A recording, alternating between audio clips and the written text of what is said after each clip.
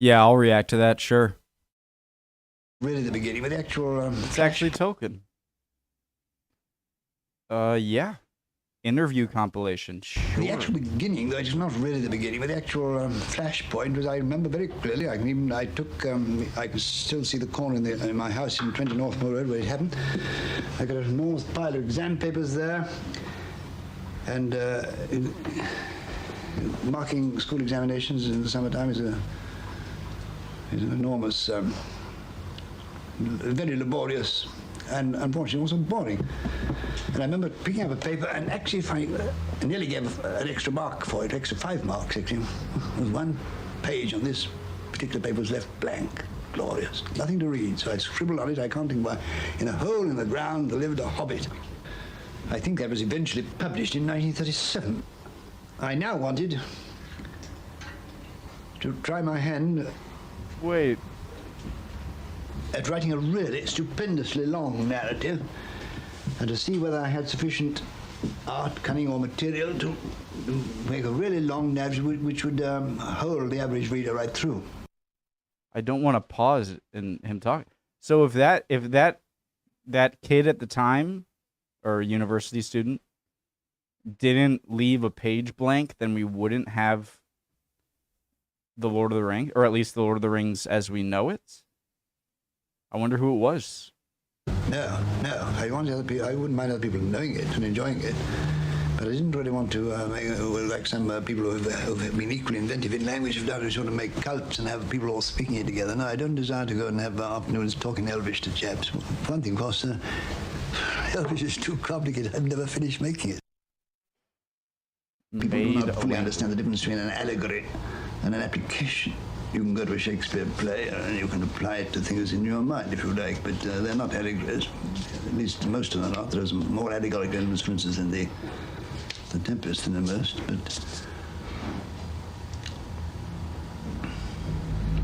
but certainly, I mean, many people apply it to nuclear, the ring, to particularly the nuclear bomb, don't they? I think that was in my mind, is that the whole thing is only an allegory of it. Well, it isn't. One reviewer once said, this is a jolly jolly book, isn't it? All the right boys come home and everybody's happy and glad. It isn't true, of course. He can't have read the story. If you really come down to any large story, it interests people, can hold them attention for a considerable time, or make stories, practically always, a human story is practically always about one thing, aren't they? Death. The inevitability of death. I don't know, would you agree with that? But anyway, that is what, there was a quotation from Simon Beauvoir that I read in the paper the other day, which seems to me put it in a nutshell. I think I'll read it. I can understand him fine, but I know some people, English isn't your first language, so I'll put captions. There is no such thing as a natural death. Nothing that happens to man is ever natural, since his presence calls the whole world into question. All men must die, but for every man his death is an accident, and even if he knows it and consents to it, an unjustifiable violation. We may agree with words or not, but those are the key spring of the laws of the ring. Vast numbers, I can judge from my very considerable fan mail. I should say that only a small proportion I possess, and even of those, not very many have really read the books with any attention. Well, it is meant to be escapist, because I use escapism in its proper sense. So as a man getting out of prison. I first began seriously to invent languages about when I was 13 or 14. I've never stopped, really. Languages have a flavour to me, which I never understand people saying, for instance, it was awfully dry and dull, because a new language to me is just like taking a new wine or a new sweetmeat or something. Good, that handwriting. Now is to try and write in Elvish, which I'm saying my writing is very inferior to the Elves. Their standard greeting when meeting, a star shines upon our meeting.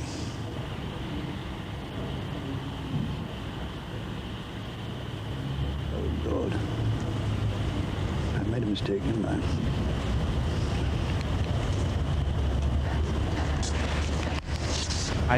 there's something magical about him saying I made a mistake And about that stands for writing. Ellen,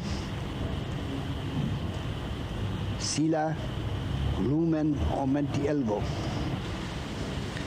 It's a Something light. beautiful language, I think. Food? My handwriting, this has always been an issue of mine. My handwriting is awful.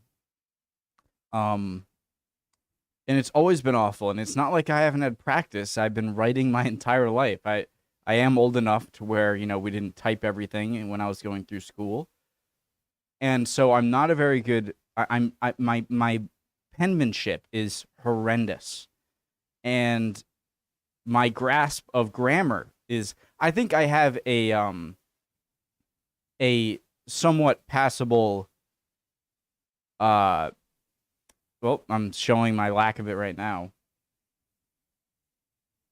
I have a somewhat passable intuition of what is correct grammar or not, but in terms of the terms, what's a pass or a throw out a grammar term, and I likely won't know what it means. I always hated it. And so I really, when people have, I love and I admire people who have talents that I do not have, and are talented in ways that I'm quite bad in, or untalented. And just having the grasp of language as a concept enough to create a language is so impressive, and to see him jot it down on paper so nicely is just like it's like a superpower to me. It's a rather beautiful language, I think. Food? I've never been a trencherman. I admire trenchermen, therefore I make... But I like, I must say, since England produces the best basic food in Europe, on the whole, it does. Yes, I drink things with tea. I like, of course, feeling elevated, but I'm very fond of beer. Me too. Probably too fond. He's got a pitcher of beer next to him. That's awesome. I've always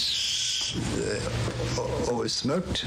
I sometimes smoke beyond the point when you enjoy it, which is silly, but I do smoke and enjoy it. And as a matter of fact, it's now so tied to writing that I can't write without it. I invented that in a bath, I remember. Yes, I remember inventing that in one of the baths in 29 when I was having a bath in 20 North Road. I still remember kicking the sponge out of the bath when I got the last try, thinking that will do, all right, and jumped out.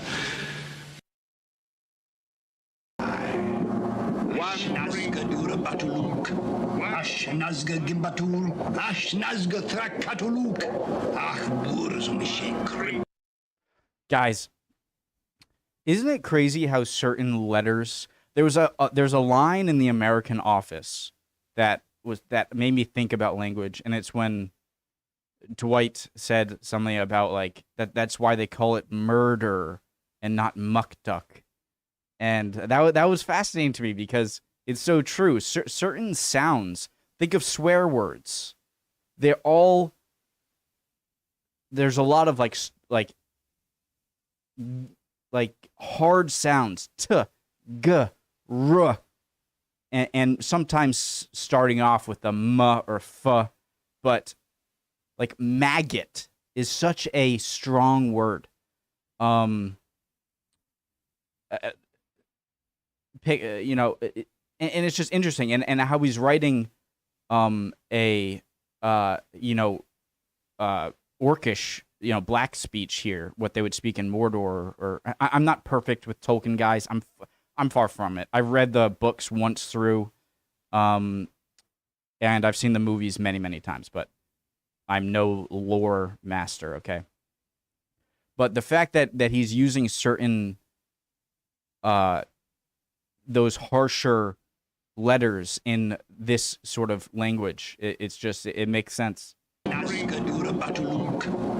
Batakaluk. Like, I'm not saying what he said, but like the kaluk, like such menacing. Nazga Gimbatul, Ash Nazga Thrakatuluk, Ach Burzumishik. I don't live in America. Surely they should tell me. I should like to ask them some questions of how such things arise. I observe in general that America has, or North America has always been much more easily kindled than England, or indeed any country in Europe. I wonder what he means. And for instance, the Dickens cult and the Sorry, I should let him. Does he mean like England, or indeed any country in Europe? And for instance, the Dickens cult and the extraordinary excitement about Dickens. So the only people who came down to the quay to watch the mail ship coming, the only thing they wanted to know is what happened with the next chapter. They weren't worried about goods. Okay. So it caught on in America, his work.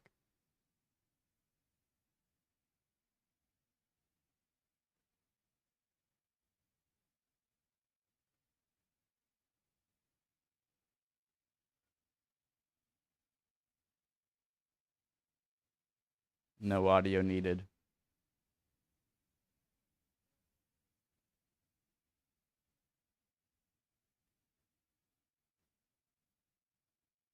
What the heck happened there? Did it pause for you guys?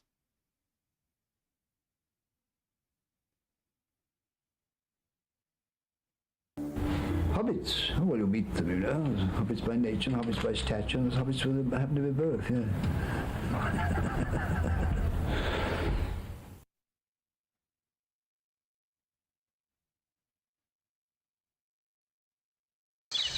They're mostly places fairly remote from here.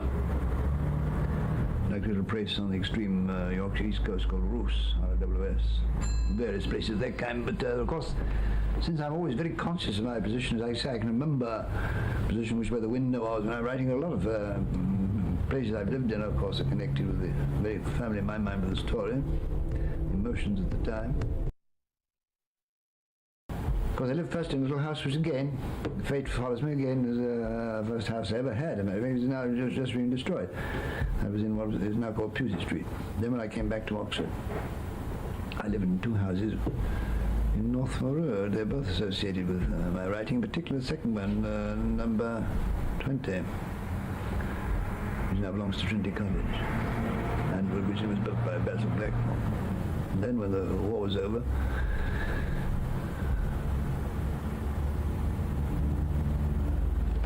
and most of what property I had been destroyed, I had to move back in the little house in Manor Road, which is now opposite the English Library. That's where the Lord of the Rings was, amongst others, was actually finished, or finalized, as they would say. A lot of the writing and revision took place at an interesting place, a house, I think, which belonged to the Lytton family. I think it belonged to Bulwer Lytton, actually, which then has since then become a school, the Oratory School, which moved from Edgbaston in Birmingham, and then moved there in the wartime. As a headmaster friend of mine, I stayed a whole large part of one long vacation there. I was given one of the master's rooms by perfect peace and quiet, and I, banging away on a typewriter, I did most of the revision of the Lord of the Rings. Manor Road, of course, everything is destroyed. I mean, Manor Road, which I lived at, has now been completely destroyed. There's an enormous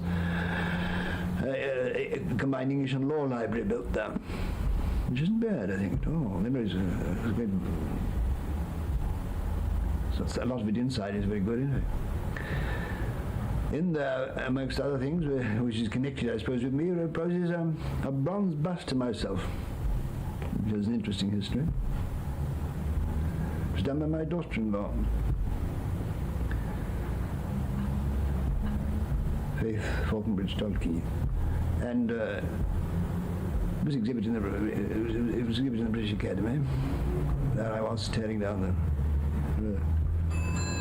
It was eventually presented to me by the English faculty, but it was only a plaster cast, and so I used some of the ill-gotten gains of Lord of the Rings, cast in bronze. About only one firm does it, and presented it at the end of my career to.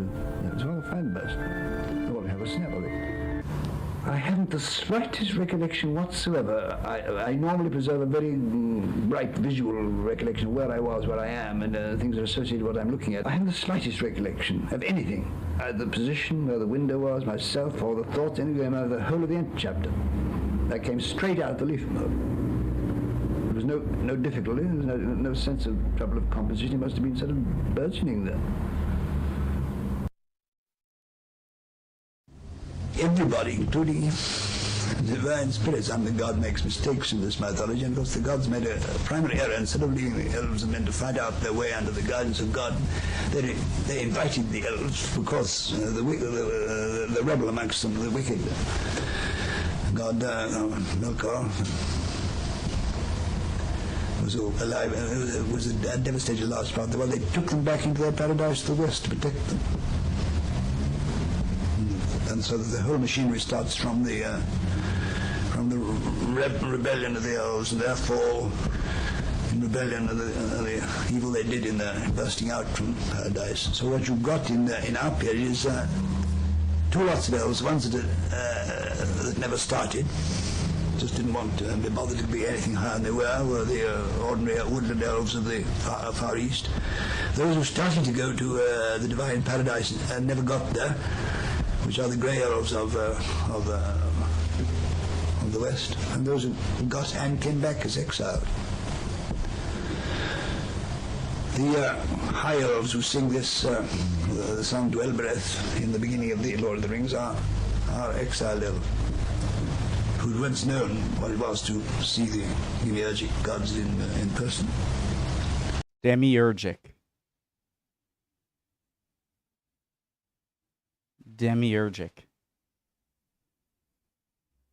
I don't even want to guess what that means.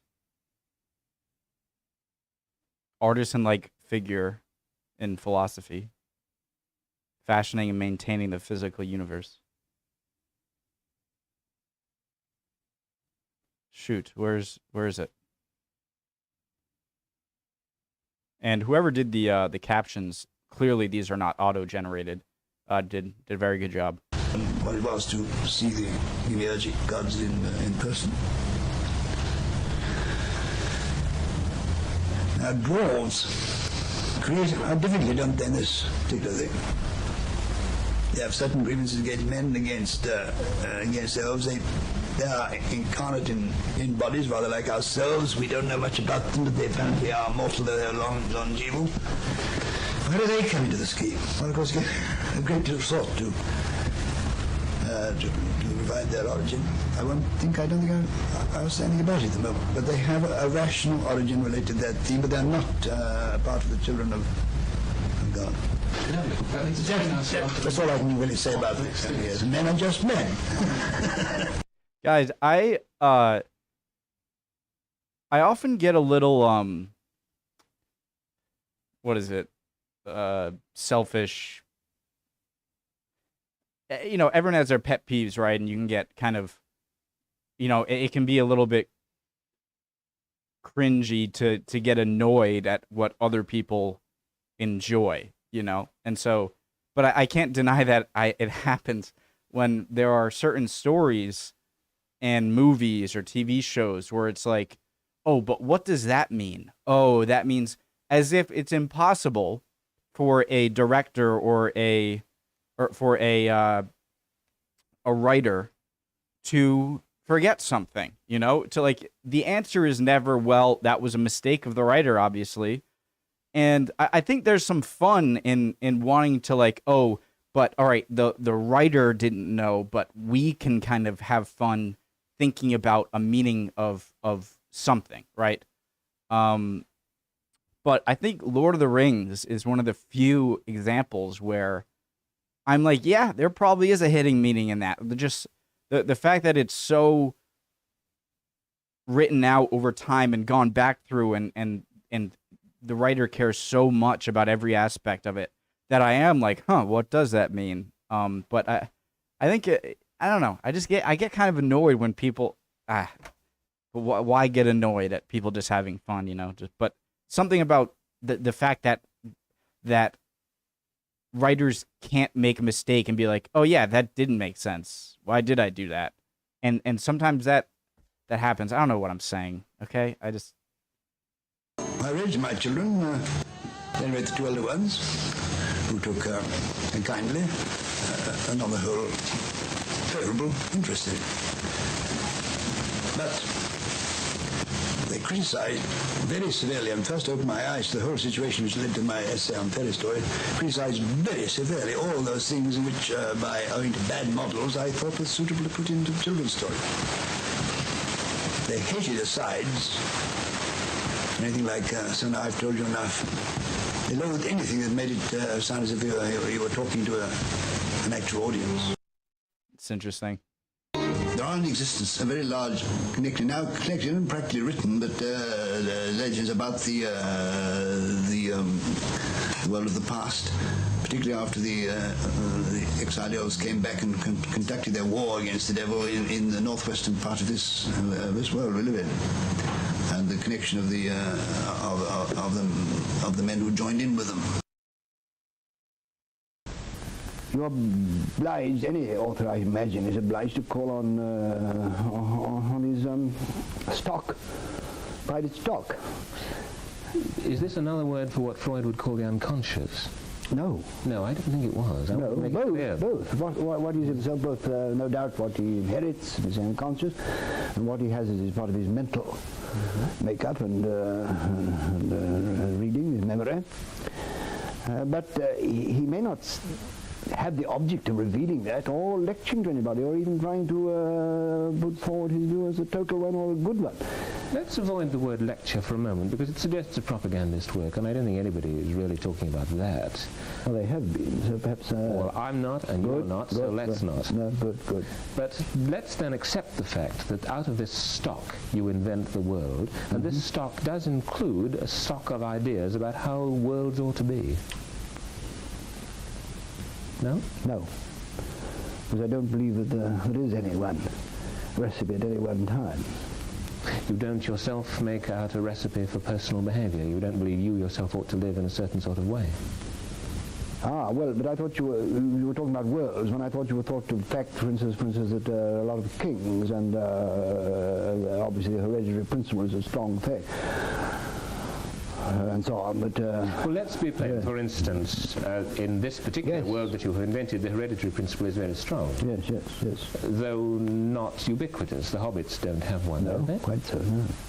But do you yourself look back on a world in which the hereditary principle is strong with affection? I do, yes, obviously. But Origin is also very much easier one. Very much, well, I find it very much easier to one in which, out of which make a story. And you're only concerned with making a story? What was my... What is it? This guy is talking like a shrink. It's like Tolkien is giving it, and then he's asking these.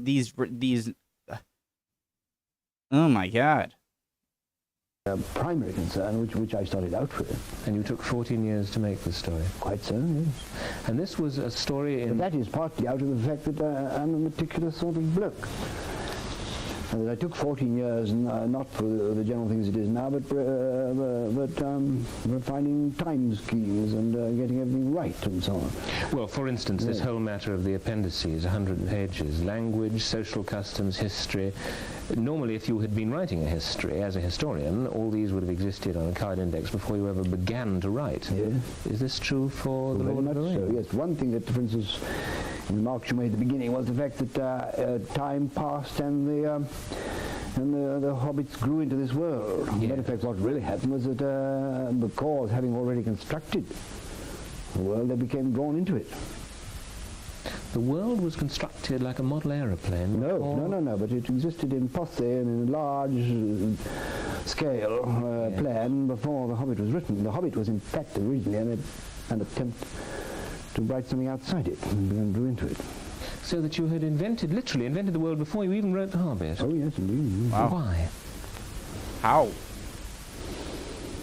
Why, I don't think I could not really think why one wishes to create a thing like that. Well then, all right, how?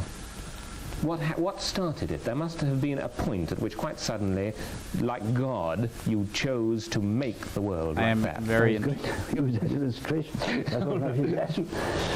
Because, as I've Finally, said the elsewhere, interviewer asks a very good question. use that illustration. Because, as I've said elsewhere, I think that if you wish to push me back into what semi-theological or philosophical back, I think because being made by a creator, one of our natural factors is wishing to create. But since we aren't creators, we have to sub-create. Let's say we have to rearrange the primary material in some particular form which pleases us, which may, it isn't necessarily a moral pleasing, it's partly aesthetic pleasing. Then you make this distinction between what pleases aesthetically because it's balanced and what pleases morally. God, we may assume, made a moral rather than an aesthetic choice. That is this too great an assumption? It's one that required a very long time to debate, but I should have thought that we are dealing with something which we're only looking at facets of one whole, but certainly an aesthetic whole is surely. An aesthetic facet is as strongly to be predicated as a moral one. In this world that you yourself have made, the complexities that exist mostly, it seems to me, outside the creatures of the world. There is an absolute evil and there is an idea of absolute good. Would you agree? Mordor, after all, is a principle of absolute evil. I don't believe in absolute evil, but I do believe in absolute good. Yeah. Let's say... If you don't believe in absolute evil, why did you create the Dark Lord, who seems to be the apotheosis of it? But he said in the book that he himself was not evil to begin with. Ah, he fell. See, this is where... Of it. But he said in the book that he himself was not evil to begin with. Ah, he fell. Then, like Lucifer. Yeah. So you're... Well, he's several stages down from Lucifer. You do believe, then, that there can be a state of absolute good from which most people do fall. He said, for instance, there's no religion in the book. There isn't, for reasons which are partly aesthetic, partly authorial, and partly history. This book, so-called Lord of the Rings, comes at the end of a long series of stories I've created in which the situation would be explain why there were no, for instance, churches, rituals, and temples, and so on. Yes, but sure, to read into the book a kind of allegory of the H-bomb. What is said somewhere in the book is that the One Ring is a power so enormous that even if a good man were to use it against a bad, it would corrupt the good man. But that is a thing which other people have arrived, other viewers, other people arrived at long before H-bomb was invented. Also, I may say that I began building the stories in which the Dark Lord when I was an undergraduate. They were already in an advanced stage during the First War. The H-bomb hadn't been heard of. If you were to be remembered as the man who has made the Lord of the Rings, would you rather be remembered as a man who has said something or as a man who has made something? But I don't think you can distinguish. The made thing, unless it says something, won't be remembered. Thank you. That got really good towards the end. I didn't really like the interview at first, just because I feel like he was being overly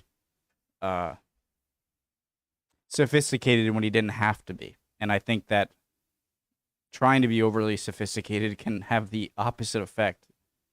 I'm certainly not, but there were definitely some really good questions at the end there. The real old basic thing. But again, like Tolkien isn't he's human, and so to assume that everything in his book is going to he's going to have the answer for it right away, it is a very real possibility, if not a certainty, that there are some things that could be plot holes and don't make sense. I don't think any. I think it's probably impossible to create it without a plot hole. I mean, it's not. Anyways, Which must have occurred often in literature. Thank you.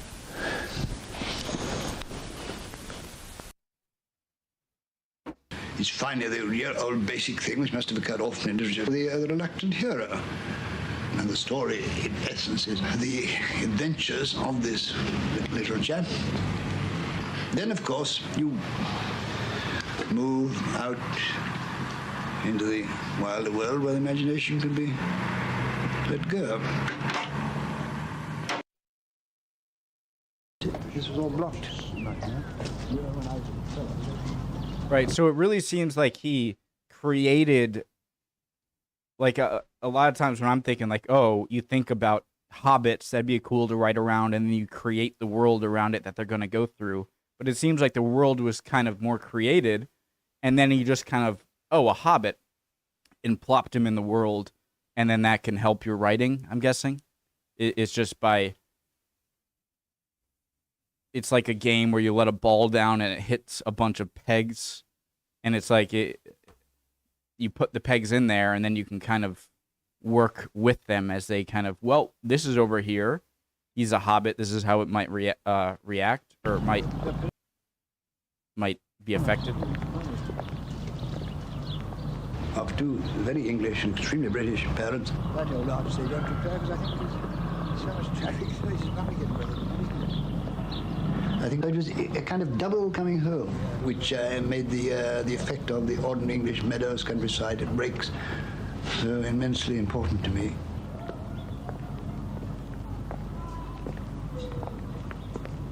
I was, on the whole, a rather puny, over-mothered, timid, a little creature who was not much of a success. I eventually became a fairly ordinary scholar. Turned out to be good at rugby football, of all odd things.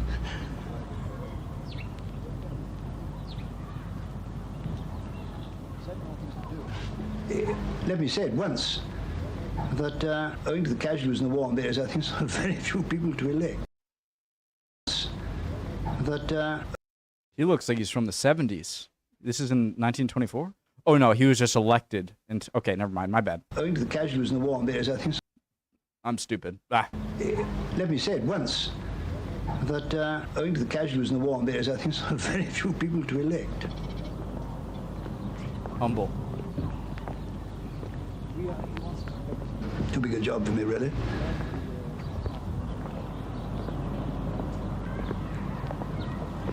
Which means to say that I was legally removed.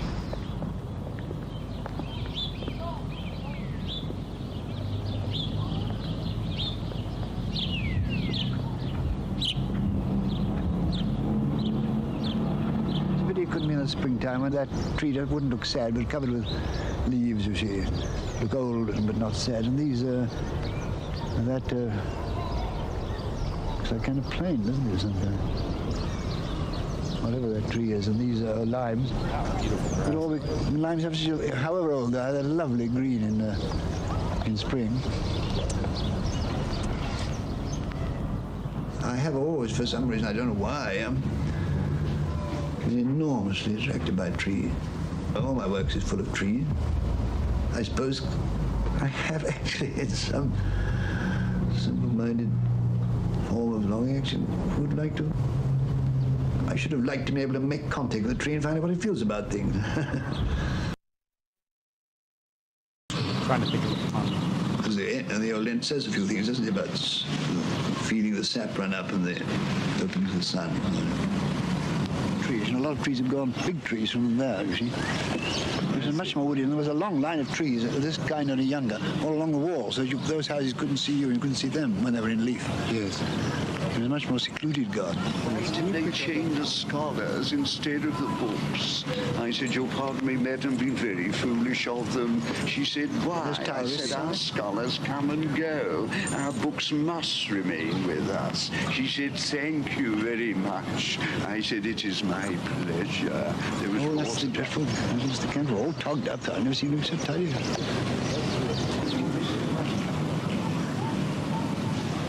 It seems to me that there is an air of what I would call Donish pastime about all Tolkien's works. Donish pastime?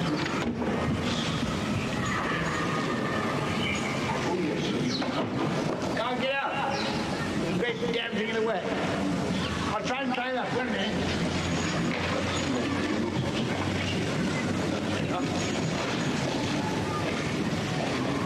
Hello, Chet, what are you doing down there? You know, he's the project was down there. Oh, that's the entrance to the opposite the bottom above it. You have the Queen's room. where Queen Henrietta. So it's actually the office, of course, is to do with the estates office, you know, where they deal with all the estates belonging to the college. And here's the bursar just coming across. He's very helpful. And there, through the door, their sharp right, of course, is the estates office. Quite a modern little fellow. It's a pity the book didn't catch on a bit sooner, isn't it?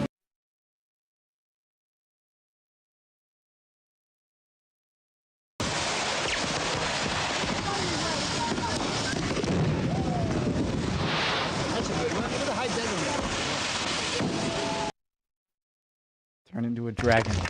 Hey!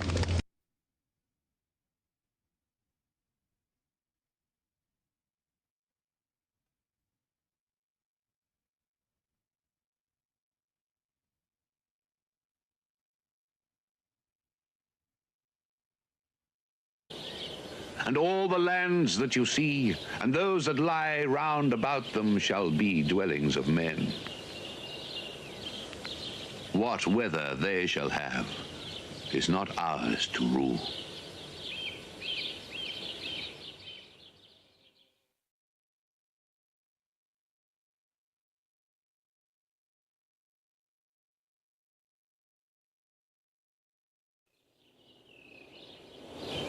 The third age was my age.